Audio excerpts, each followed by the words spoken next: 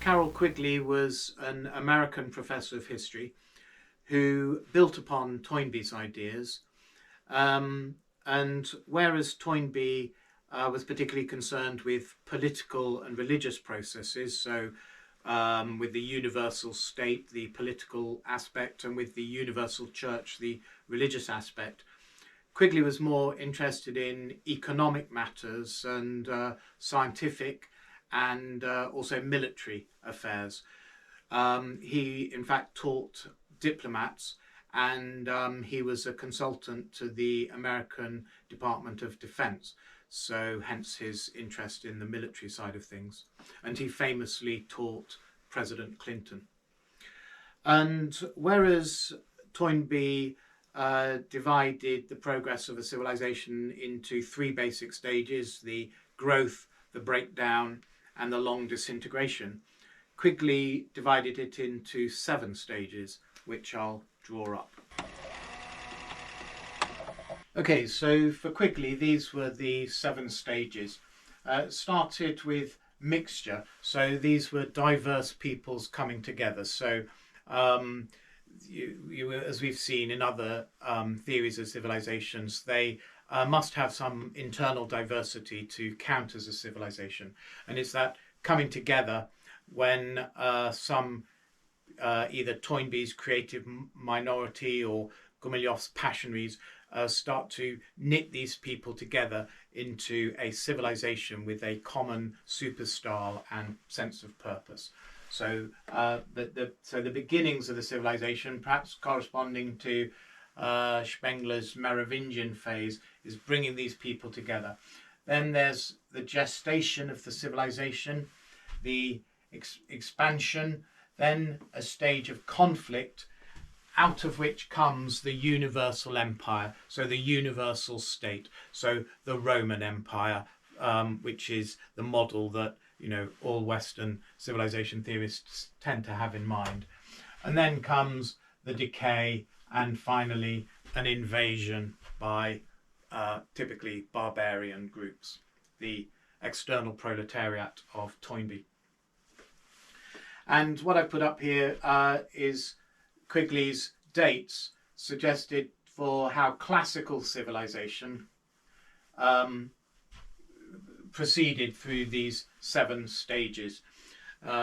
So the stage of mixture was very early, 1200 to 900 BC, and it goes through the gestation, the expansion, then a stage of conflict, which was Rome's wars with Greece and the Carthaginians, and that ends in 146 BC.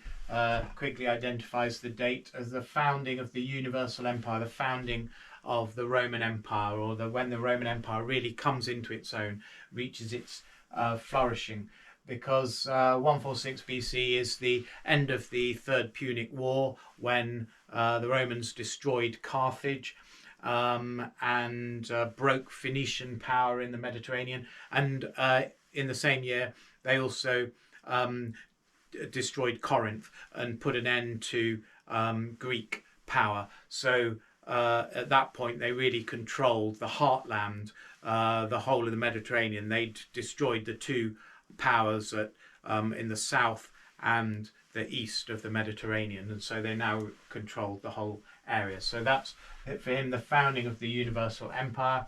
Then from about 150, the internal problems in the empire combined with external wars and raiding, so it's a stage of decay. And then 300 to 600, he's got the various barbarian groups coming in, the Goths, the Franks, the Vandals, so the whole thing disintegrating under the influence of these invaders, who also invaded not just militarily but also came in and took up positions. Vandals became generals in the Roman Empire, and Franks took over the leadership of towns in Germany.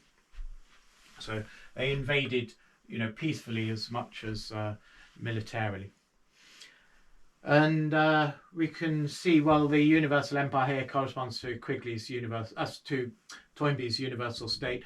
this stage of conflict is similar to the time of troubles. And so it's, it sort of maps onto Toynbee's model, but expands it with a bit more detail.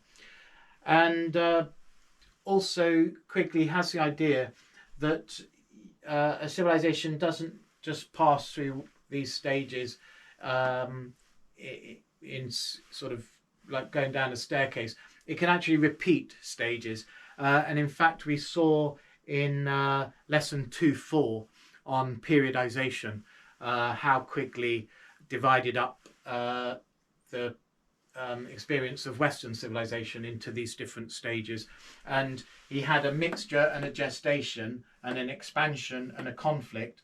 And then he had a second expansion and a second conflict, and then a third expansion and a third conflict. So Western civilization has been going round in a loop in these two stages and hasn't yet got on to the universal empire. There is no Roman Empire that unites the entirety of Western civilization under the rule of one government. So we haven't got there, but he'd lived through this, or felt he was kind of still living in this age of conflict that had been particularly characterized by the First and Second World Wars. And Quigley also suggested where some major civilizations of today lie then. So he had the West.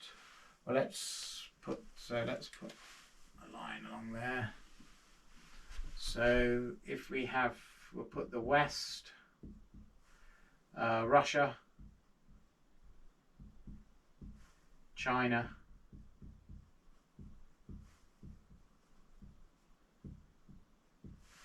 and India. As I've just said, he saw the West as being still in a stage of conflict here. He died in 1977, so this is his estimate in the 70s. And he had Russia in an expansion phase. So the Soviet Union was at its height here and had incorporated a lot of other territories around it into the Soviet Union. So he saw it as still expanding. Its influence was building influence around the rest of the world, bringing other people into the communist sphere. Then for India, he saw it as being in let's China next. He saw China as being at still a very primitive stage, but this is not the original China. This is a new civilization emerging in China, China 2.0, the next Chinese civilization. He put that as still in a mixture phase, or between mixture and gestation, so at the start of a progress. So he saw a great civilization emerging in China, but still in the 1970s, in a very early stage. And I think we can see that it has now moved on from that very much. And then India, again, this is not the original Indian civilization, but the new civilization emerging in India. He saw that as being in its gestational phase. So a bit more than a mixture of peoples, but a new civilization is emerging in India. It's getting its act together. And we might then ask, well, what has happened since? So I think for China, we'd certainly say it has moved on and is perhaps moved into an expansion phase. That it's, China is building its Belt and Road Initiative, for example, trade links across Eurasia and also to Africa and South America. So its influence around the world is increasing. It's already built one overseas military base and is planning more. So China is in the expansion phase. It's so far avoided conflict, but that is I think we can see how China's building the potential for conflict.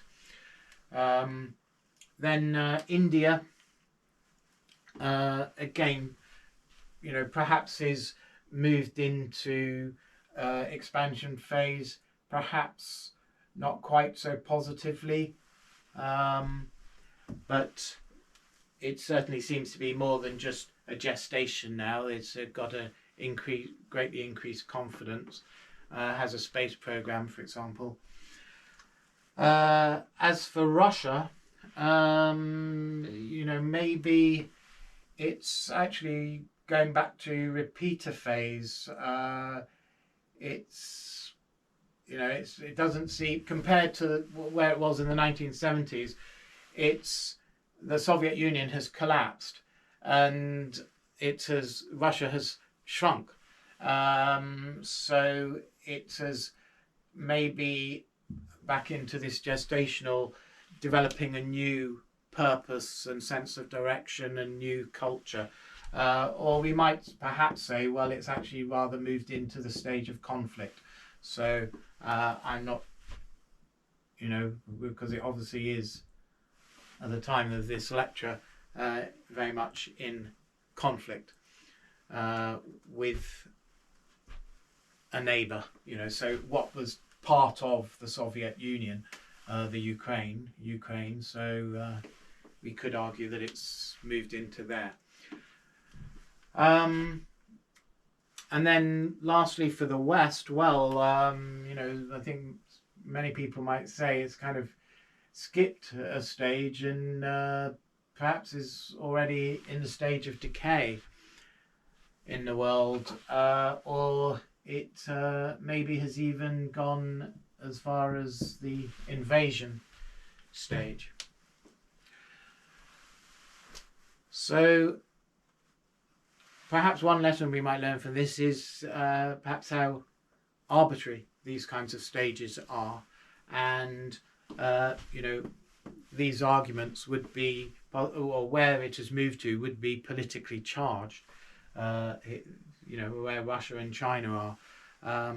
So it's possibly a framework in which you can see what you want to see, these schemes. But nevertheless, it may, on the other hand, also be a useful tool for thought. But we don't need to sort of trust it entirely, but perhaps use it as a way of thinking about the issue. And perhaps as we confront the problems with identifying where things are, we realise, okay, these stages may not be the best way to describe it. Maybe we need to adapt them and so on. And in Toynbee's theory, it was this challenge and response that drove a civilization through the cycle, through its successive stages. For Quigley, it was not a challenge and response, it was 6 needs. So let me just make a bit of space there. I'll put them down here. So we actually saw these in lesson 2.6, talking about the dimensions of society, and how there were the fundamental dimensions of political, economic and social, but other people identify a wider range of, or larger number of dimensions, and Quigley had 6 dimensions corresponding to 6 needs of people and of society. And I'll write those up. Okay, so these are for Quigley the 6 needs that a civilization has to satisfy, or they could say they're the 6 functions it has to perform. So the first one is intellectual, meaning people need to have an understanding of the world, what it is and what the meaning of it all is. And a civilization, a culture, the culture that defines a civilization kind of provides that understanding of the world. Then the next need is religious. So people need to, have some kind of psychological reassurance, psychological security amidst all the troubles and questions of the world. They need to have something to believe in, to latch on to. So that's a religious need. Then social, people need companionship, so they need it to be part of a community. Economic, well, their material well-being is important, so a civilization performs that function of providing people with the material necessities of life. And political, people need personal security. There are also public goods like roads that allow people to move around, so the political function is satisfying that need, law and order, and, as I say, public goods. And lastly, the military need, that's protection from outsiders, group security. So Quigley said that civilization comes into existence to satisfy these needs. It becomes more and more effective at satisfying them, and then when it goes into decay, it's when it stops being able to satisfy these needs. And he says that happens because the institutions that the civilization has evolved to meet these needs stop being responsive to those needs. They become sort of self-preserving, self-serving, bureaucratic, and existing for their own sake. And so they start serving themselves rather than meeting these needs of society. And that, he says, is what happens and what causes the civilization to go into decay and eventually weaken itself, so that it is invaded by other more vigorous people that start the process again of rethinking how to satisfy these needs.